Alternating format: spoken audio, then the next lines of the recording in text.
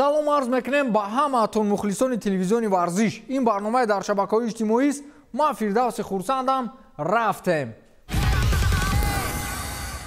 Александр Кокорин, футболбози дастаи Сочи, аз рафтори ноҷавонмардонаи Роналдо ҳарф зад. Кокорин дар пахши мустақим бо шораи футбол Нобела Рустамиян дар Инстаграм вохӯрии мунтахабҳои Русияву Португалияро дар бозиҳои интихобии ҷоми ҷаҳон 2014 мавриди таҳлил қарор доданд. Ин вохӯрӣ 12 октябри соли 2012 ба миён омада буд, ки дар он ҷо мунтахаби Русия мунтахаби Португалияро бо ҳисоби 1-0 мағлуб намуда буд. Криштиану Роналдо, ки ҳамон рӯз мунтахабаш ба бох рӯбарӯ шуд, хеле дилозурда менамуд. Аз ин рӯ Камбаров назди ӯ рафт ва хост пироҳани Роналдоро аз дасташ бигирад.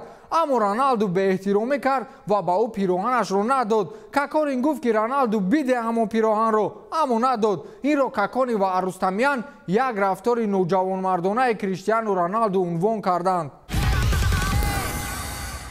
Иван Ракитич, футболбози хорватии дастаи Барселона, дирӯз дар сархати расонаҳои аврупоӣ, махсусан пойгоҳи иттилоотии гол қарор гирифт. ӯ пешниҳод кардааст, ки агар Ла Лига ин мавсим идома наёбад, пас Барселонаро чемпиони мавсим эълон намоянд. ӯ ҳамчунин гуфтааст, ки мо мехоҳем бозӣ намоем агар Ла Лига идома ёбад, агар не, пас Барселонаро бояд чемпион эълон кунанд, чун мо дар садри ҷадвал қарор дорем. Тасаввур намоед, ки марҳилаи бозиҳои Ла Лига ин мавсим ҳамин қадар буд ва Барселона дар қатори аввал аст. Кадом дастае, ки дар садри ҷадвал мебуд, пас ҳамон чемпион буд, гуфт дар мусоҳибааш Иван Ракитич. Шумо бовар доред, ки агар Барселона дар мақоми якум нею дуюм мебуд, Ракитич ҳамин гапро мегуфт? Ман не.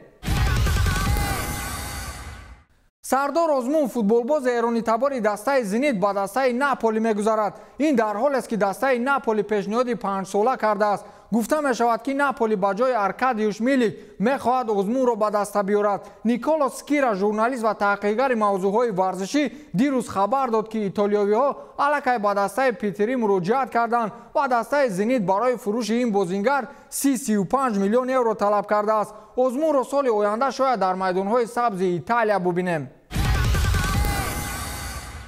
ҳамаи мо мегӯем ва мегуфтем, ки муносибати Неймар бо раҳбарияти ПСЖ он қадар хуб нест ва Неймар хостори баргаштан ба Испанияро дорад. Аммо он ҷо гапҳо тамоман дигар будааст. раҳбарияти бошгоҳи Парижӣ, махсусан директори варзишии бошгоҳ Леонардо, барои дар даста нигоҳ доштани бразилӣ маоши ҳангуф пешниҳод намуд. агар Неймар розӣ шавад, пас ӯ имкон дорад, ки дар як сол 38 миллион евро маош бигирад. ман фикр мекунам, ки ин пешниҳоди беҳтарин барои Неймар аст. ӯ ку барои пул рафта буд, не?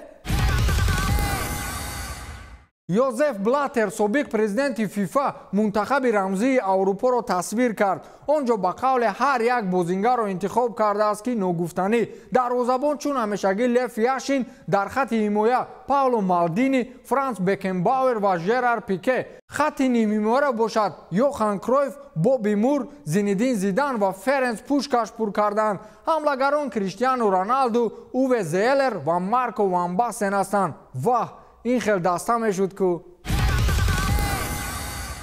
расонаҳои иттилоотии аврупоӣ дар мавриди ба Ювентус гузаштани Зинедин Зидан ҳарф мезананд. гуфта мешавад, ки сармураббии бошгоҳи шоҳона, новобаста аз оне, ки бо дастаи кунуниаш то соли 2022 шартнома дорад, шояд ба дастаи Туринӣ гузарад. ин дар ҳоле аст, ки тибқи хабарҳо Зидан боз ба президенти бошгоҳ атрофи трансферҳо ба мувофиқа наёмаданд ва ин боиси муноқишаи тарафайн гардид. аз ин нофаҳмиҳо дастаи Ювентус истифода бурданист ва мехоҳад мураббии фаронсавиро зуд ба Турин биёранд. инро баъзеҳо бесаброна интизоранд.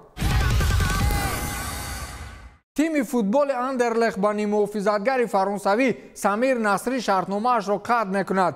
ин иқдоми раҳбарияти клуби белгиягӣ ба он хотир аст, ки бозигар бидуни иҷозати дастааш ба шаҳри Дубаи Аморати Муттаҳидаи Араб сафар намуда, дар замони карантин бенишон гаштааст. дар ин бора Daily Mail иттилоъ медиҳад. тавре гуфта мешавад, Андерлехт аз ҳамаи бозигарони худ талаб кардааст, ки дар замони пандемияи вируси COVID-19 дар бораи худ маълумот дода, тамринҳоро мустақилона ба роҳ монанд. ба ҷуз аз Насрӣ, дигарон ин корро анҷом медиҳанд. баъд аз он, ки ниммуҳофизатгари фаронсавӣ ба Аморати Муттаҳидаи Араб сафар кардааст, аз ӯ хату хабаре нест ва охирин маротиба рӯзи 1 апрел дар шабакаҳои иҷтимоӣ пайдо шудааст. Насри бо Андерлехт соли 2019 қарордод баст. ӯ қаблан дар дастаҳои футболи Марсел, Арсенал, Манчестер Сити, Севилья, Анталияспор ва Вестхэм бозӣ кардааст. ба ҳамин тамом, то дидори навбатӣ, хайр.